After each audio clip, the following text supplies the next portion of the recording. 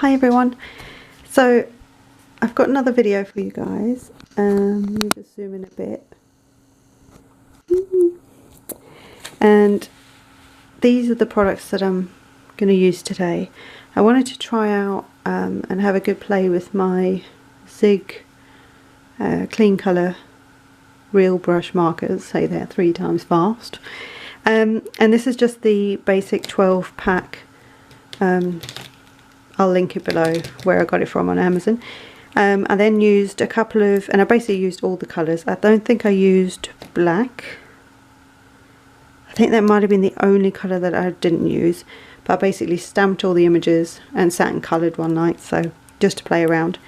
And then I also used for the wings, and I'll show you in a minute, but I used for the wings and the face and the skin tones, I used E00 and B00. Which is Skin White and Frost Blue Copic markers.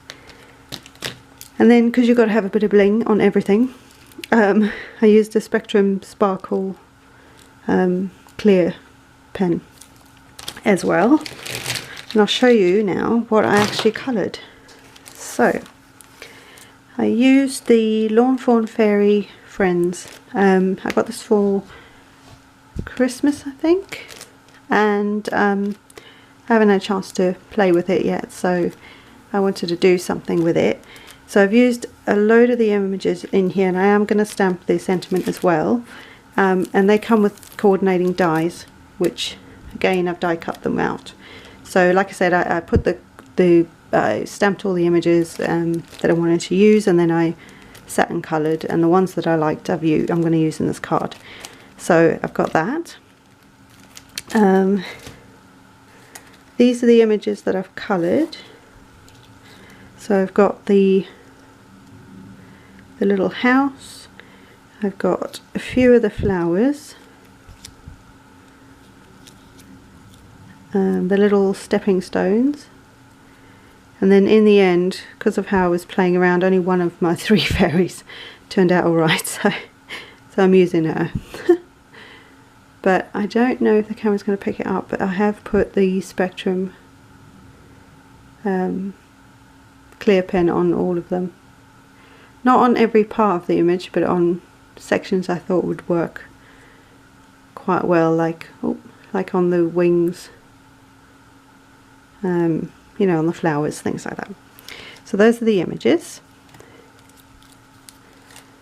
The paper I'm using is Stampin' Up paper. Now this stack I actually wanted a what do you call it, like a craft day class. There was a little competition, so not competition, but like a little draw thing, so we got to pick out of a bag, and it's a print poetry paper patterns pattern pack. It's from before I even became a Stampin' Up demonstrator, so it's definitely not in the catalogue now, but just in case somebody does have this, this is what I'm using. And all I've done, and you can do this with any of your pattern papers, is I've found patterns that have small-ish colours. They're all double-sided, but obviously I'm going to use the green and the blue. Blue being for the sky, and green for the grass. So that's the thought process. I then have a piece of Whisper White cardstock, which is 11 by 4 1/4, folded at 5 1/2. And then the piece that came off here, because you know me, I like having an American sized A2 card.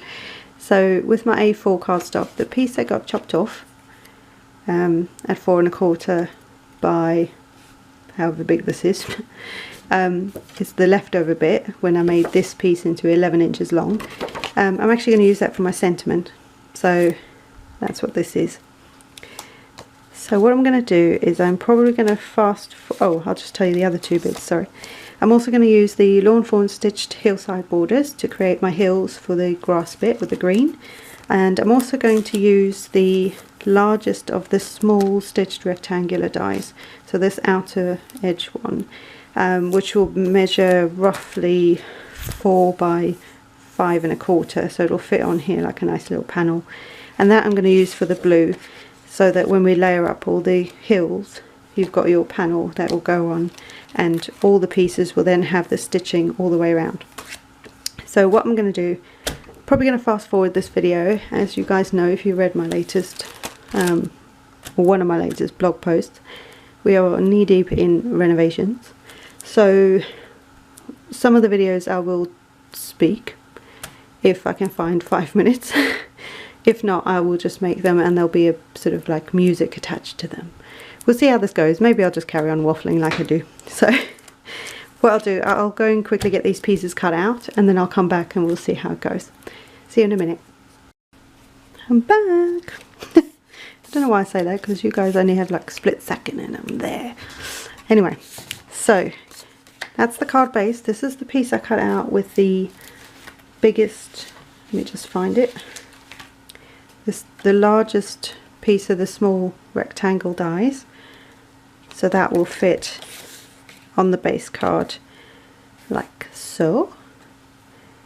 And then to create my hills, I used the same die again to cut the green, and then what I've done is I've used the stitched hillside borders. I've used 2 going in the opposite direction, one to create this edge, which then, I don't know if you'll be able to see, if I turn it over, oh no I can't turn it over. There is stitching then all the way around, so you've got the stitching from the rectangle die, and then the way that you place the die to cut the hillside, you'll have stitching along that edge as well, and that's why I've done that like that, so that when you put these together you have actually got stitching all the way around the piece. So what I did is I'll show you like this. I cut this piece using the first one, the first die, and then I turned it round and I cut the second wave, and so this piece in the middle is the leftover, which you can keep for a whatever, and then I'm left with a smaller hillside that goes in the opposite direction. So do you see that? So when you layer these, you won't be able to see them right now, but when you layer them up you'll be able to have this hillside going on. So let's work on this panel. So I think the first one's just going to go straight down, because that's essentially my backdrop to my sky. Some tape, it's always helpful. And so I want to stick this one down first. Oh. Oh.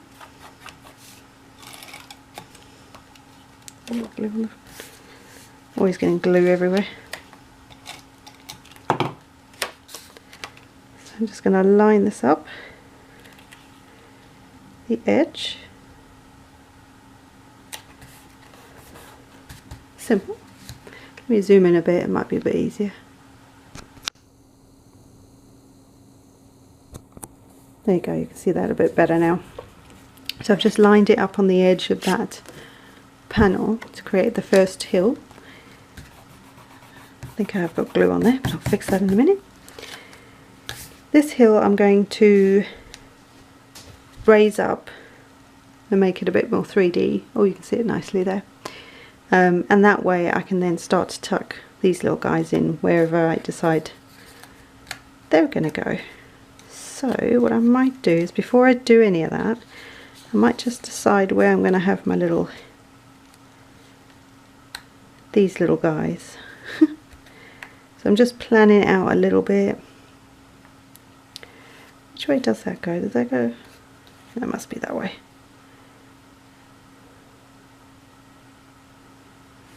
Not sure if I like that, but anyway. And then we're just going to have some, because they're fairies, the flowers, yes, are oversized, so, which I think is really cute. Let's put this guy in there, and then just need, so it's just a case of fiddling about. Maybe we'll have this guy here.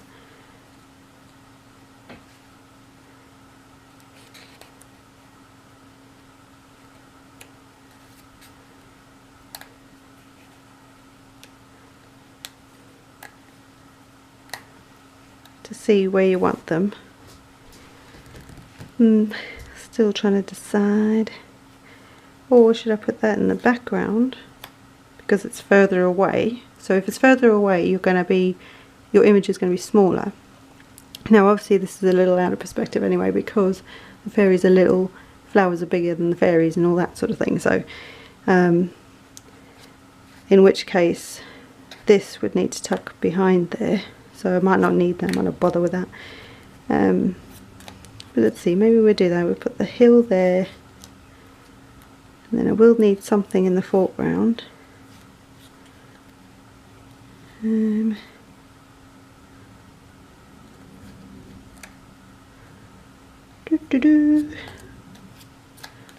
love it when I don't know what I'm doing.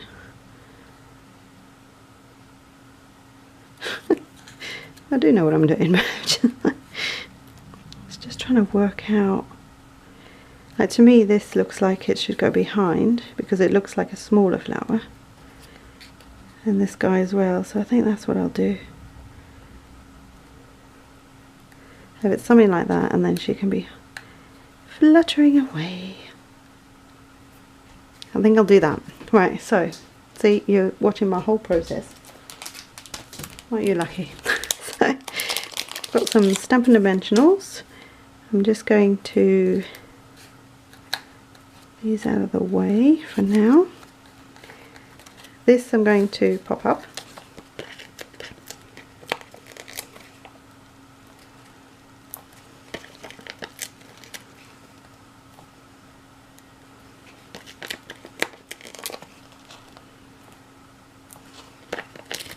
Ooh. Do another one there, just because I like having a lot of dimension.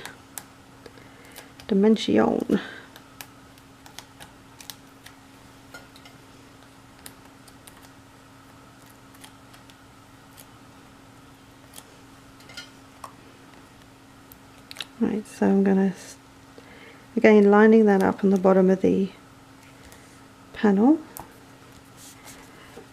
Hopefully you can see that there's dimension there now. This I'm going to have flat over there. Yep. So I can just stick that straight on there.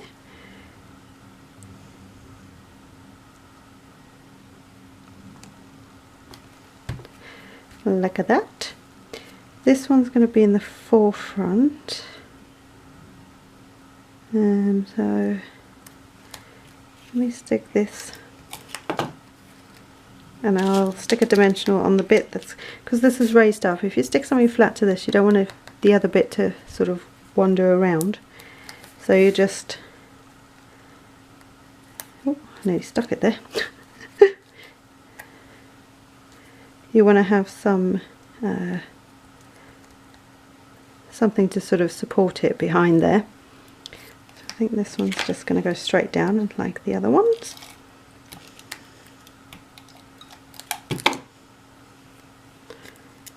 Get the goopy stuff off. Technical term. Just going to tuck that behind here. That's going to look kind of cute. And this guy,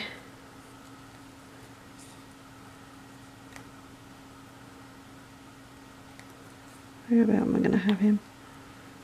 I kind of want him closer, I think. I think I might want these sort of closer to each other. Yeah. I'm going to get rid of that.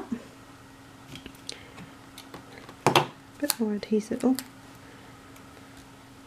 Just so that it looks like a group of, like a little grouping of flowers. And then this guy I'm going to just, again, just put some flat adhesive on there. And just tuck it behind.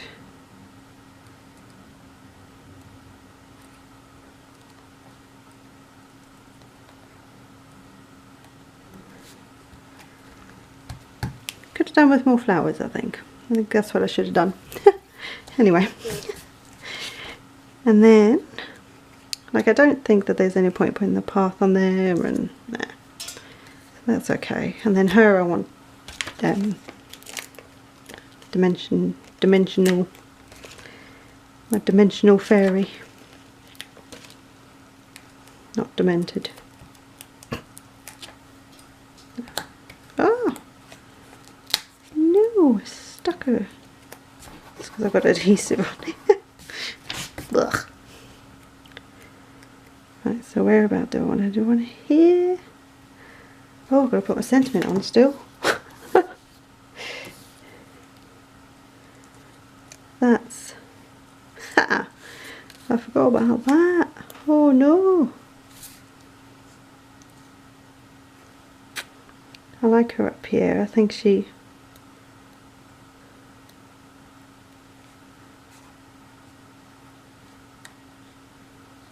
she just works, you know. Right, so let me get the sentiments down, then I'll figure out how I'm going to get it on here. Right, so the sentiment is from Fawn Fairy, what's it called? Fairy Springs. I'm going to use the one that says, "Have a magical day." Need it long. Be useful. A dirty block.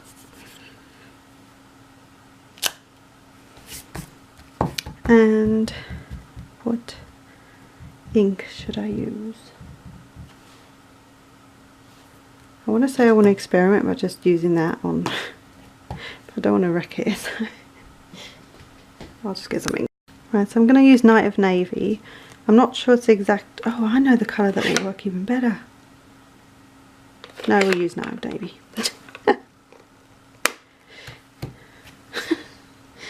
This is a Stampin' Up ink pad. Let's see. Oh, look at that. Isn't that pretty? Yeah. Yeah, baby. Right. So this is going on that edge. So I want to line it up kind of on the left of the image, of the piece of paper, and I'll show you why in a minute. Ta-da! Ta-da, ta-da! So, Night of Navy, just in case you want to know that.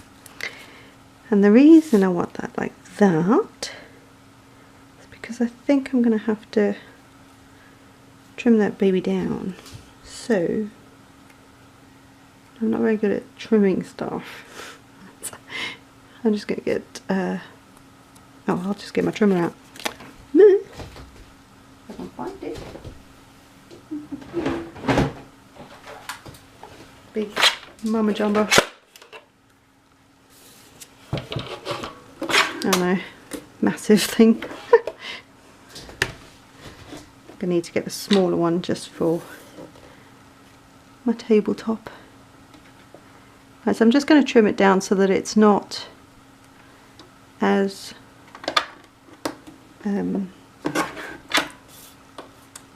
you know, as wide. So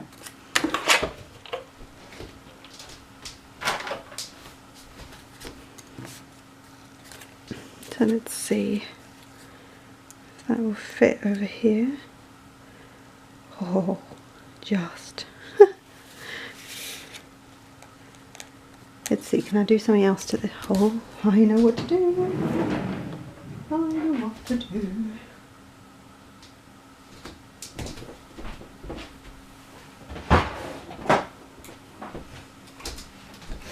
Right, corner jumper. Oh, I know, I'll get there one day. I'm going to use the 1/4 inch, and I'm just going to knock those corners off. I don't know whether to just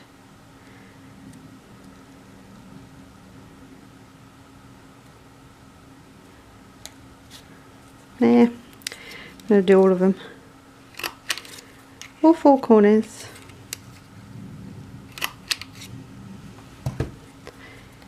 And then I've got this lovely little sentiment panel doodad. I'm just going to stick this flat because there's quite a lot of dimension on there already.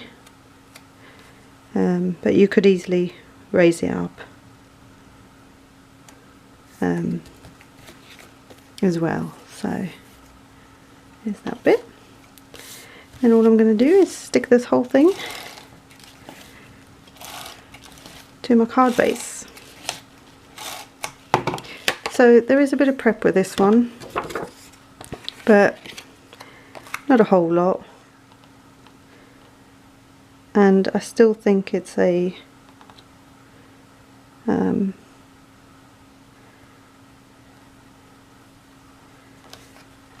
it's nice to experiment with things like this and making dimensional cards and things. Let me get this out of the way so you can see this a bit better.